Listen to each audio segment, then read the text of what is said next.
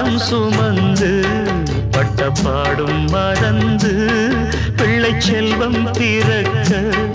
அள்ளி கையில் எடுக்க